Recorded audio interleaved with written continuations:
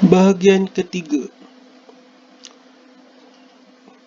kita belajar sebelum ni Yang di-Pertuan Agong merupakan ketua paling tertinggi di negara kita. Jadi, Yang di-Pertuan Agong ni apakah kuasanya? Jadi, Yang di-Pertuan Agong menguasai 3 badan, iaitu kalau muka surat 48 tu, satu badan eksekutif. Okey, jadi badan eksekutif ni adalah apa bidang kuasanya? Pertama, melantik Perdana Menteri dan Jemaah Menteri. Jadi menteri-menteri yang ada pada sekarang adalah semuanya atas izin Yang di-Pertuan Agong. Kemudian pelantikan jawatan penting. Tengok contoh ni, Yang di-Pertuan Agong melantik Peguam Negara, Parlimen Angkatan Tentera dan Ketua Audit Negara. Baginda juga melantik Ahli Suruhanjaya Pilihan Raya, Ahli Suruhanjaya Polis dan sejumlah ahli dalam Majlis Angkatan Tentera. Jadi jawatan-jawatan penting adalah lantikan agung sendiri. Ketenteraan. Yang di-Pertuan Agong adalah pemerintah tertinggi seluruh Angkatan Tentera Malaysia. Baginda dibantu oleh Angkatan Tentera yang bertanggungjawab di bawah kuasa baginda bagi pemerintahan, tata tertib dan pentadbiran Angkatan Tentera serta perkara yang bersangkutan dengan gerakan tentera. Jadi Agong adalah ketua tentera. Diplomatik.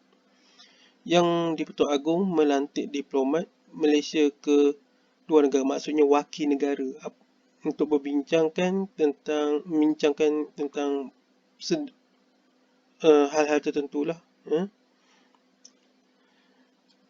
Okey, itu badan eksekutif.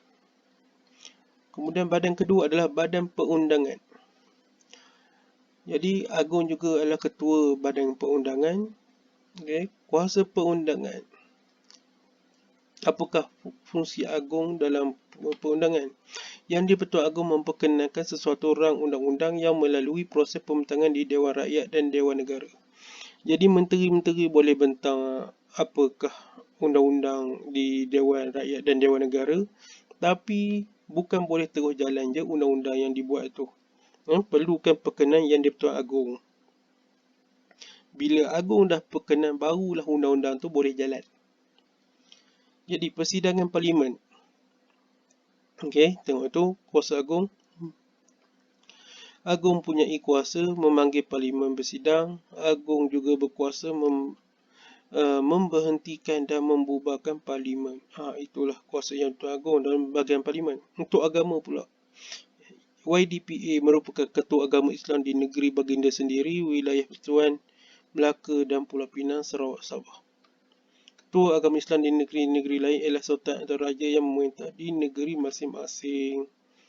Okey, jadi kalau sekarang Agong adalah Sultan Pahang. Jadi ketua agama bagi Pahang adalah Agong lah. Okay, hak dan keistimewaan. Yang Agong bertanggungjawab menjaga serta melindungi kedudukan istimewa orang Melayu dan Bumi Putera. Baginda juga bertanggungjawab melindungi kepentingan sah kaum lain di Malaysia.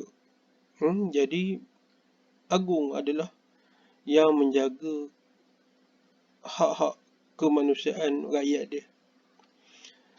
Pengisytiharan darurat. Jadi Agong boleh mengisytiharkan darurat jika sesuatu keadaan memerlukan darurat. Contohnya kalau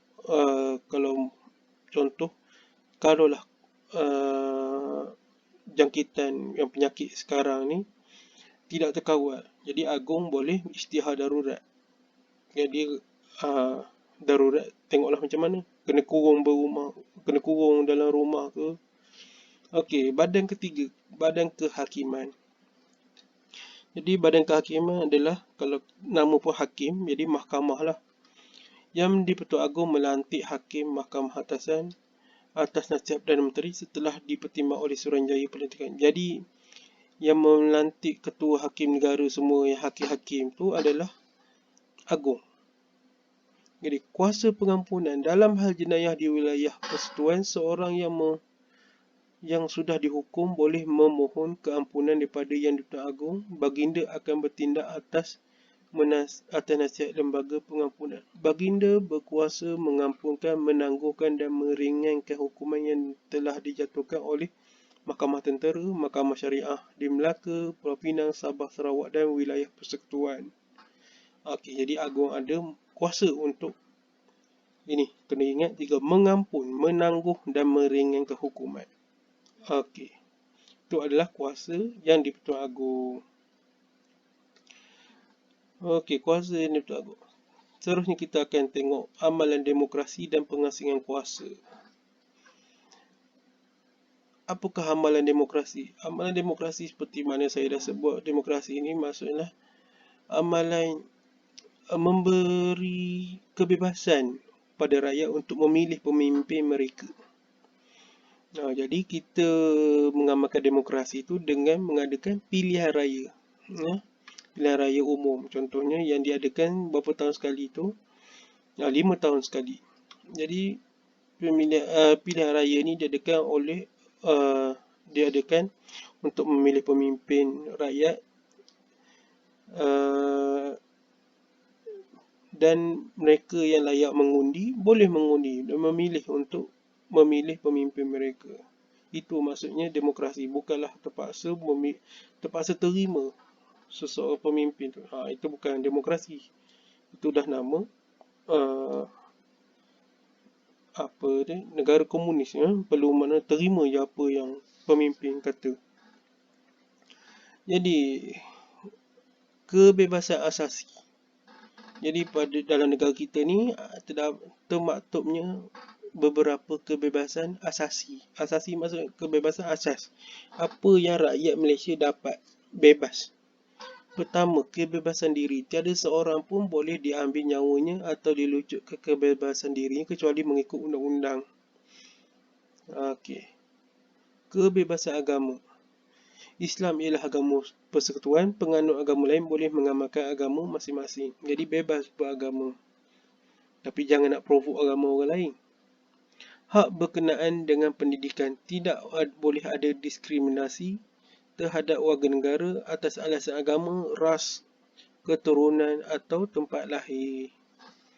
Okey, yang keempat, kebebasan bersuara, berhimpun dan berpersatuan. Jadi rakyat Malaysia ni bebas untuk bersuara, berhimpun dan berpersatuan, tapi bukanlah bebas sebebasnya. Kalau baca dalam perlembagaan persekutuan, bukanlah boleh terus menyuarakan pendapat pakai bebas je. Ada syarat-syaratnya. Okey. Setiap mana tadi? Okey, kebebasan asasi diperlukan dalam peraturan tidak bersifat mutlak tetapi tertakluk pada sekatan yang ditentukan oleh undang-undang yang digubal oleh Parlimen Malaysia. Sekatan tersebut bertujuan memastikan ketenteraman dan kesejahteraan awam terjamin dalam masyarakat yang demokratik. Okey, itulah kebebasan yang ada undang-undang jugalah, bukan sebebas-bebasnya. Okey. Jadi pengasingan kuasa dalam pemerintahan. Jadi bagaimana kita dah belajar tadi, Agong ni merupakan ketua bagi 3 badan. 1 badan perundangan, badan eksekutif dan badan kehakiman. Jadi untuk menjalankan pemerintahan tersebut telah dibagikan beberapa wakil agung untuk menjalankan. Contohnya di badan perundangan, yang paling wakilnya adalah parlimen. Dalam parlimen tu tempat untuk menggubal undang-undang. Okey. Walaupun parlimen adalah ketua badan perundangan, tapi apa-apa perlukan persetujuan yang di-Pertuan Agong. Jadi pada bawah parlimen tu terdapatnya 2 dewan, iaitu Dewan Negara dan Dewan Rakyat. Badan kedua, badan eksekutif. Badan eksekutif ni adalah pihak yang menjalankan undang-undang. Contohnya ni, badan perundangan contohnya, di badan perundangan buat satu undang-undang yang menyatakan apa-apa tertentu. Jadi undang-undang tersebut akan dijalankan oleh badan eksekutif. Jadi dalam badan eksekutif diketuai oleh Perdana Menteri. Dan bawah Perdana Menteri adalah Jemaah Menteri, maksudnya menteri-menteri yang ada lah. Dan bawah Jemaah Menteri itu adalah kementerian, maksud pejabat dia orang. Jadi apabila dah berjalan dah undang-undang tersebut, jikalah ada rakyat yang melanggar undang-undang tersebut, dia akan merujuk pada badan seterusnya, iaitu Badan Kehakiman. Jadi Badan Kehakiman, ketuanya adalah Ketua Hakim Negara, bawah dia ada Mahkamah Atasan dan Mahkamah Bawahan. Okey.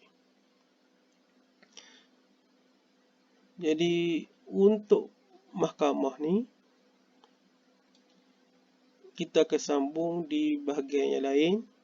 Jadi bahagian ketiga sampai di sini saja. Kita akan sambung nanti.